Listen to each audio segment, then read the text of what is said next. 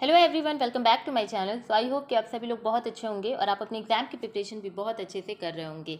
तो आज की जो हमारी न्यू वीडियो है, इस वीडियो में हम लोग बात करेंगे अगेन बीएससी फोर्थ सेमेस्टर के जूलॉजी का MCQ, the most important MCQs. Okay, तो इससे पहले हम लोगों ने 66 क्वेश्चन ऑलरेडी कर लिया है। आपके पूरे ओवरऑल मिसलिनियस क्वेश्चन ही हम लोग कर रहे हैं, कोई ऐसा यूनिट उठा के नहीं कर रहे हैं। सारे क्वेश्चन, सारे जितने भी यूनिट्स हैं उसका मिसलिनियस है, तो आप इजीली सॉल्व कर सकते हो। ठीक है, तो 66 क्वेश्चन हो चुके हैं। 67 से आज हम स्टार्ट करेंगे। Again I don't know about the count, या जितना हो पाएगा उतना कराने की कोशिश करेंगे और आज वीडियो थोड़ी सी लंबी बनाएंगे। ओके, तो आप चैनल पर न्यू होंगे तो चैनल को दिल खोल के सब्सक्राइब कर लीजिए, शेयर कर लीजिए, और जितना जल्दी 20K होगा उतना जल्दी आप लोग के लिए एक सरप्राइज आएगा। ओके, तो जल्दी से 20K भी करा दीजिए। Now let's move on the video. Our 67th question is, as I said कि 66 क्वेश्चन हम लोगों ने सॉल्व कर लिए हैं। Which one is used as a vector in genetic engineering. हमने आपको बताया है कि वैक्टर के तौर पे हम प्लाज्मिड का यूज़ करते हैं, तो यहाँ पर आपको कुछ भी नहीं सोचना था और आपका जो ऑप्शन नंबर ए है उसको सही कर देना था। ठीक है, देखिए 68, an extra chromosomal DNA which can be used as vector in gene cloning is called. Extra chromosomal DNA की बात की गई है। दैट मीन्स कि आपको प्लाज्मिड याद आना चाहिए, क्योंकि हमने कल ही डिस्कस किया था कि जो प्लाज्मिड होता है वो extra chromosomal double stranded circular DNA होता है हमारे बैक्टीरिया में, जिसके निकाल देने से बैक्टीरिया मर नहीं जाएगा, वो जिंदा रहेगा। ठीक है, उसके पास एक एक्स्ट्रा चीज़ होती है। ओके, और इसी प्लाज्मिड को हम लोग एज अ वैक्टर यूज़ करते हैं for our genetic engineering process, क्योंकि इसकी सेल्फ रेप्लिकेटिंग की प्रोसेस बहुत अच्छी है और ये रेप्लिका बहुत जल्दी जल्दी बनाता है, जिससे जो हम डिज़ायर्ड जीन इसमें फिट करके दूसरे ऑर्गेनिज्म में भेजे होते हैं वहाँ पर हमें अपना कैरेक्टरिस्टिक अच्छे से देखने को मिल जाता है। ठीक है, तो ये कुछ एक्सप्लेनेशन था। Vector need to have all of the following characteristics except which one. तो हमने आपको पढ़ाया है कि वैक्टर के आइडियल कैरेक्टरिस्टिक क्या होनी चाहिए, मतलब एक आइडियल वैक्टर का कैरेक्टरिस्टिक क्या होगा, आपको हमने पढ़ाया है। ठीक है, तो देखिए आइडियल वैक्टर के कैरेक्टरिस्टिक में से यहाँ पर आपको नहीं बताना है, एक्सेप्ट दिया हुआ है, मतलब कि जो कैरेक्टरिस्टिक नहीं होगा वैक्टर को, आपको उस पर टिक लगाना है। ठीक है, पहला है resistant to destruction by host enzyme. Okay, ये हमारा सही है, ये एक वैक्टर के आइडियल वैक्टर का कैरेक्टरिस्टिक है। Small size, obviously small size नहीं होगा, छोटा वैक्टर नहीं होगा तो हम नहीं कर पाएंगे जेनेटिक इंजीनियरिंग की प्रोसेस। सेल्फ रेप्लिकेशन, ओके, तो सेल्फ रेप्लिकेशन तो भाई सबसे मोस्ट है, और डी है नन ऑफ द एबव। तो नन ऑफ द एबव जो होता है वो हमारा सही हो जाता है, क्योंकि ये तीनों ही ऑप्शन जो दिए हुए हैं एक आइडियल वैक्टर का क्या है, कैरेक्टरिस्टिक है। Okay, 17, so far the genetic engineering of plants has not resulted in significant increases in food production because। ठीक है, आपको क्वेश्चन समझ में आया क्या ना, रिपीट वंस। ओके, एक बार रिपीट करते हैं। So far, the genetic engineering of plants has not resulted in significant increase in the food production because। कि जेनेटिक इंजीनियरिंग का यूज़ करके जो हम प्लांट में जब यूज़ करते हैं और ट्रांसजेनिक प्लांट्स वगैरह बनाते हैं या कुछ भी, तो यहाँ बोला जा रहा है कि हमने जेनेटिक इंजीनियरिंग का प्लांट में यूज़ करके भी बहुत ज़्यादा कुछ इंक्रीज नहीं किया है अपने फूड प्रोडक्शन में। क्यों? ठीक है, ये क्या हो गया, क्या हो गया, डेफिशिएंसी, एक होता है ना कि कमी हो गई। ठीक है, तो क्यों क्यों नहीं कर पा रहे हैं हम। ओके, आपसे ये पूछा जा रहा है, तो हमारा आंसर होगा the vector used do not work with many food plant. ठीक है, ऐसा नहीं है कि वैक्टर आप हर एक प्लांट स्पीसीज के लिए यूज़ कर सकते हो।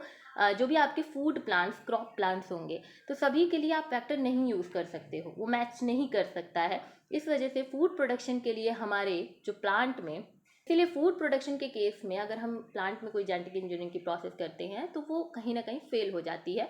इसीलिए फूड प्रोडक्शन क्या है, डिक्रीज रहता है, उसमें हम कुछ ज़्यादा बढ़ोतरी नहीं देखते हैं। Okay, 71, automated DNA sequencing relies on. ठीक है, automated DNA sequencing relies on, किस पे होता है भाई ऑटोमेटेड डीएनए जो हमारा सीक्वेंसिंग होता है, किस पे निर्भर, किस पे होता है, तो primer and DNA polymerase. Yes, primer and DNA polymerase are the most important.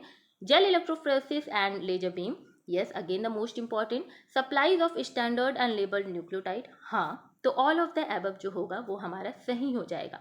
DNA sequencing के लिए हमें प्राइमर चाहिए, हमें डीएनए पॉलीमरेज चाहिए, हमें जेल इलेक्ट्रोफोरेसिस की प्रोसेस चाहिए, हमें लेज़र बीम चाहिए, प्लस हमें जो स्टैंडर्ड एंड लेबल्ड न्यूक्लियोटाइड भी हमें चाहिए होता है। तो सभी के सभी डीएनए सीक्वेंसिंग के लिए काम आते हैं, इसलिए ऑल ऑफ द अबव जो होगा वो हमारा सही हो जाएगा। 72nd question is small oligonucleotides capable of recognising complementary sequences are known as, जिसको हम बोलते हैं molecular probes. Okay, in the Southern blotting DNA is visualise by, Southern blotting Northern blotting आपको पढ़ना बहुत इंपॉर्टेंट है ये आप लोग के लिए, ठीक है, तो इसको बिना पढ़े मत जाना। तो साउदर्न ब्लॉटिंग में डीएनए को विजुअलाइज कैसे किया जाता है आपसे ये पूछा जा रहा है डीएनए प्रॉप का यूज करके। Okay, 74th, a molecular probe might be used to, एक मॉलिक्यूलर प्रॉप का हम यूज कैसे कर सकते हैं, to find the nucleotide sequence, ठीक है, use to find a nucleotide sequence. Okay, which of the following do sticky ends and molecular probes have in common, मतलब स्टिकी इंड और एक मॉलिक्यूलर प्रॉप जो है इन दोनों में कॉमन क्या है, सिमिलैरिटी क्या है, आपको ये बताना है।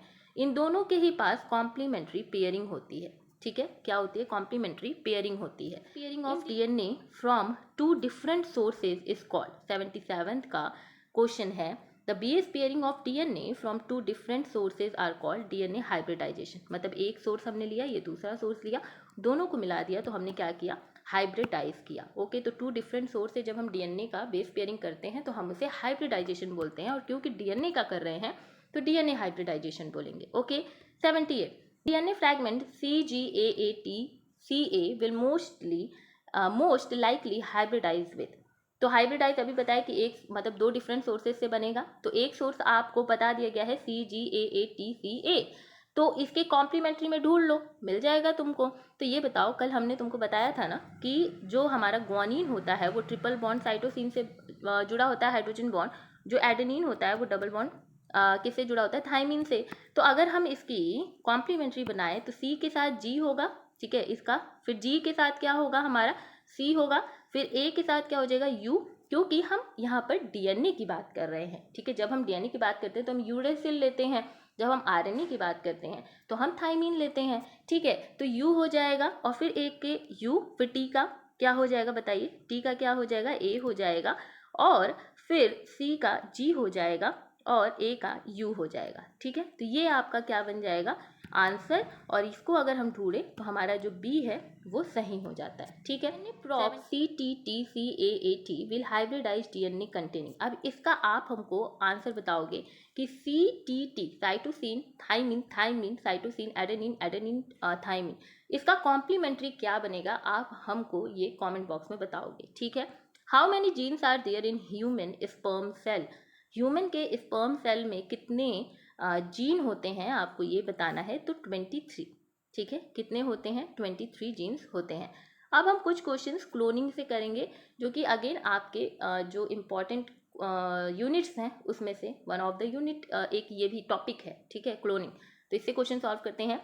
81, the offspring produce through which of the following process are not exactly similar to their parent, ठीक है, ऐसा ऑफ स्प्रिंग और मतलब ऑफ स्प्रिंग होगा जो कि पेरेंट से बिल्कुल भी मिलता जुलता नहीं होगा, आर नॉट दिया हुआ है, बिल्कुल मिलता जुलता नहीं होगा, तो ये किस केस में पाया जाएगा, sexual reproduction, asexual reproduction, zygotic twins, parthenogenesis. तो आपको पता है कि सेक्सुअल रिप्रोडक्शन में आपका एकदम सेम नहीं होता है, ऑफ स्प्रिंग एकदम सिमिलर पेरेंट्स की तरह नहीं दिखता है। एग्जाम्पल ले लो अपना और अपने मम्मी पापा का, क्या आपके मम्मी पापा और आप, क्या दोनों लोग सेम हो, एकदम सेम दिखाई देते हो, दोनों लोग की सेम शक्ल है, नहीं ना। तो वैसे ही सेक्सुअल रिप्रोडक्शन में हमें एग्जैक्टली सिमिलर नहीं मिलते हैं। हाँ, किसी के कान मम्मी के ऊपर चले जाएंगे, किसी की आंखें मम्मी के ऊपर चली जाएंगी, किसी के बाल चले जाएंगे, लेकिन एग्जैक्टली हूबहू पेस्ट कॉपी पेस्ट वाला सिस्टम यहाँ पे नहीं होता है, ये आपका होता है एसेक्सुअल रिप्रोडक्शन में, ठीक है, पार्थेनोजेनेसिस में, ट्विंस में। ओके, अब देखिए 82, plants having similar genotype produce by plant breeding are called, ठीक है, ऐसे प्लांट जिनके पास सिमिलर जीनोटाइप्स होते हैं, ठीक है, प्लांट ब्रीडिंग के द्वारा बनाए जाते हैं, उनको हम क्या कहते हैं, तो हम उनको क्लोन्स कहते हैं, ठीक है। 83, a new method of harvesting stem cell is known as, एक नया मेथड जिससे कि हम हार्वेस्ट करते हैं स्टेम सेल को, उसे हम क्या कहते हैं, उस प्रोसेस को क्या कहते हैं, cloning. Okay, clonal cell lines can be obtained by, clonal cell lines जो होती हैं वो हमें कैसे मिल सकती हैं, तो वो हमें मिल सकती हैं टिश्यू कल्चर से। The following can be described as clones, आपको क्लोन्स का आंसर बताना है, ठीक है, इसमें से कौन सा क्लोन्स है। सबसे पहले the mother of the ship Dolly and Dolly, हाँ अच्छा डॉली क्या है आप बता सकते हो हमें, डॉली क्या है, पॉली मॉली डॉली ये क्या है, दे आर ट्रांसजेनिक एनिमल्स और नॉट, आपको ये बताना है, ठीक है, तो आप हमें जरूर बताइएगा यस और नो। तो हाँ ये क्लोन्स तो हैं। ओके, आइडेंटिकल ट्विन्स, एक ही सिंगल एग से बने हुए, यस इनको भी हम क्लोन बोलते हैं। A colony of bacteria derive from a single cell by asexual reproduction, हाँ क्योंकि हमने पढ़ा है कि बैक्टीरिया में भी सेक्सुअल रिप्रोडक्शन अगर हो तो उसमें आप आइडेंटिकल ही देखते हो, सिमिलर देखते हो सब कुछ, ठीक है, तो वो क्लोन ही कहलाते हैं, इसीलिए ऑल ऑफ द अबव जो होगा वो आंसर सही हो जाएगा। 86 cloning is meant, cloning is meant, आपको बता रहे हैं कि क्लोनिंग को कहते क्या है, to preserve the genotype of the organism, मतलब क्यों यूज करते हैं हम क्लोनिंग प्रोसेस, क्योंकि हम एक ऑर्गेनिज्म की जीनोटाइप मतलब जेनेटिक मेकअप जो है उसको प्रिजर्व कर सके। फिनोटाइप क्या होता है, फिजिकल मेकअप, और जीनोटाइप क्या होता है, genetic makeup. Okay, G for genotype, G for genetic. Okay, is a group of individual obtained through, एक इंडिविजुअल का पूरा समूह है जिसको हम क्लोन कहते हैं, वो हमें कैसे मिलते हैं, कैसे ऑब्टेन करते हैं हम उन्हें, तो थ्रू वेजिटेटिव प्रोपगेशन, ठीक है, थ्रू वेजिटेटिव प्रोपगेशन। ओके, अच्छा 88 recently cloned species is, recently CBSE के 2000 में ये पूछा गया है कि रिसेंटली क्लोन्ड स्पीसीज कौन सी है, तो उस टाइम पर हमारी रिसेंटली जो थी वो डॉली शिप थी। ओके, डॉली शिप ही है। ओके, मॉली शिप डॉली गोट ये नहीं है, डॉली शिप है, ठीक है, पॉली मॉली भी है लेकिन पॉली मॉली के बाद आपकी डॉली बनी थी। ओके, तो ये चीज़ मत भूलना, तो डॉली बाद में आए, तो रीसेंट पूछा है ना, फर्स्ट नहीं पूछा है, रीसेंट पूछा है, तो रीसेंट 2000 के टाइम पे आपका जो डॉली है वो शिप थी, ठीक है। The first mammal clone Dolly was created by, जो हमारी डॉली थी फर्स्ट मैमल जो थी वो क्लोन बनी थी, तो वो किसके द्वारा बनाई गई थी आपसे ये पूछा जा रहा है, तो आयन विल्मट के द्वारा, ठीक है।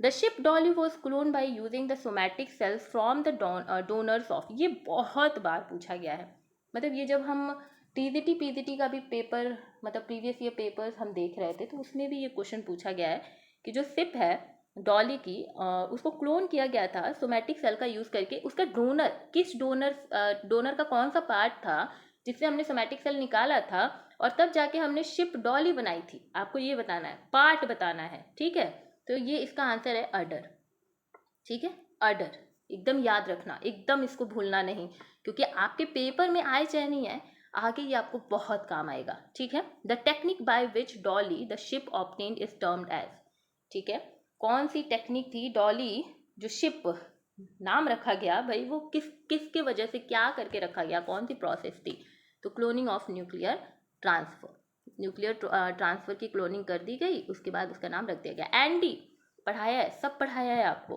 कि Andy is a cloned, Andy किसका क्लोन भाई क्लोनिंग है, किसका क्लोन है वो, तो हमने आपको पढ़ाया था कि ये मंकी का क्लोनिंग है, ठीक है, एंडी जिसमें क्या पाया जाता है, fluorescent light. Okay, the first similar cloning was carried out by, सबसे पहली सिमिलर क्लोनिंग किसके द्वारा दिखी थी आपको ये बताना है, तो डॉन वॉल्फ, किसके द्वारा देखा गया था, Don wolf.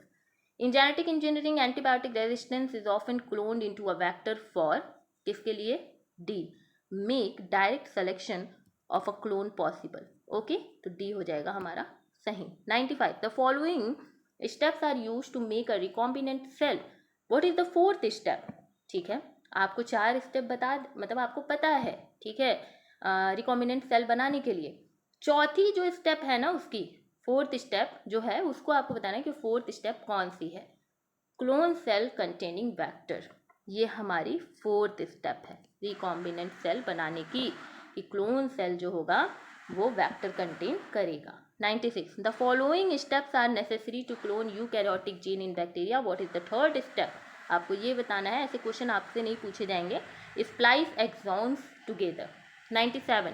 For 97. Foreign DNA that was inserted into a plasmid and then replicated many times in a population of bacteria is called. आपको प्रोसेस बताना है, डीएनए क्लोन बोला जाता है. Recombinant DNA technology can be used to produce large quantities of biologically active form of which of the following bacteria in E. coli. तो interferon. Okay, the first vaccine of human use produced using recombinant DNA technology was the hepatitis B vaccine. ठीक है, सबसे पहले बनाई गई थी. It is sometimes necessary to genetic engineer a mammalian cell to produce protein because they can add sugar to make glycoprotein and bacteria cannot. Genetically engineered bacteria are being used in commercial production for human insulin. ये तो बहुत easy question था. A genetically engineered microbe utilized for cleaning oil spills. बहुत easy question है. Pseudomonas putida. ठीक है, Pseudomonas putida. इसके बारे में हम आपको कुछ बताना चाहते हैं. देखिए, जेनेटिकली इंजीनियर्ड बैक्टीरियम, ठीक है, जिसका नाम है Pseudomonas putida, इसको हम यूज़ करते हैं स्क्वेंजिंग ऑफ ऑयल स्पिल के लिए by digesting hydrocarbons of crude oil. Crude oil का जो हाइड्रोकार्बन है उसको डाइजेस्ट करके हम ऑयल स्पिल्स की स्क्वेंजिंग करते हैं.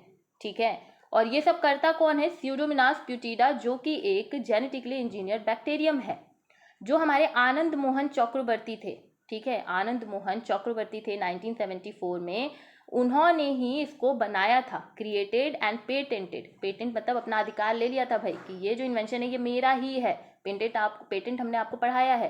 तो आनंद मोहन चक्रवर्ती ने 1974 में इसको सुपर बग, हमने आपको बोला था ना सुपर बग पूछा जा सकता है, तो सुपर बग जो है वो आनंद मोहन चक्रवर्ती के द्वारा बनाया गया 1974 में और उसको पेटेंट भी करा लिया गया,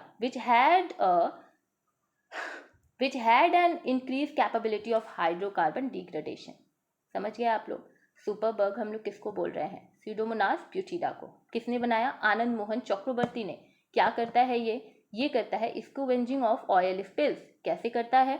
हाइड्रोकार्बन, जो क्रूड ऑयल का हाइड्रोकार्बन होता है उसको डाइजेस्ट करके. ओके, तो ये हमको कुछ आपको बताना था. देखिए 103.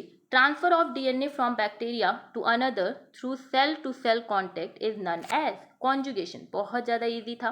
The uptake of naked DNA by a bacteria is called. चलिए बताइए इसका answer. Transformation. If a recombinant plasmid is put in a solution with E. coli, the bacteria may pick up the plasmid by transformation. Sometime a bacteriophage transfer a gene from one bacterium to another. The process is called. Okay, एक बार और पढ़ने दीजिए.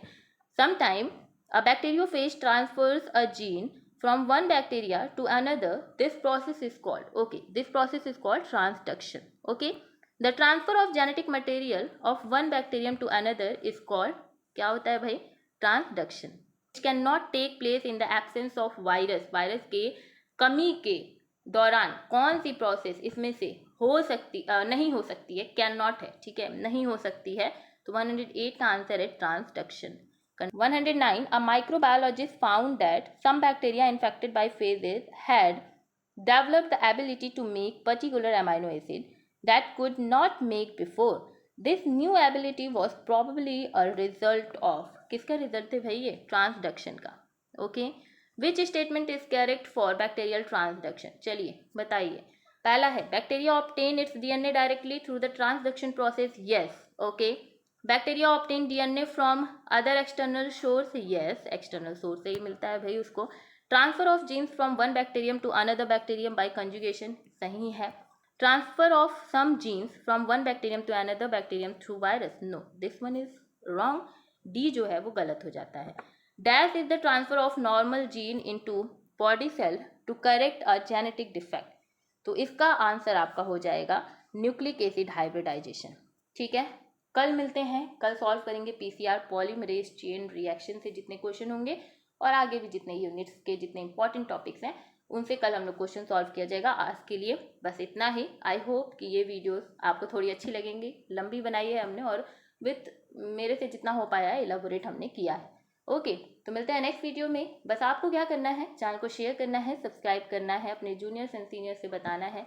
Okay, इतना कर दो यार. बहुत बहुत गर्मी में मेहनत कर रहे हैं आप लोग के लिए. ठीक है, तो एटलीस्ट जल्दी से 20K करा दो. नाउ मिलते हैं नेक्स्ट वीडियो में, तब तक के लिए हंसते रहिए, मुस्कुराते रहिए, चैनल को सब्सक्राइब करते रहिए and all the best for your examination जो कि अभी होने वाले हैं। ठीक है, बाय बाय।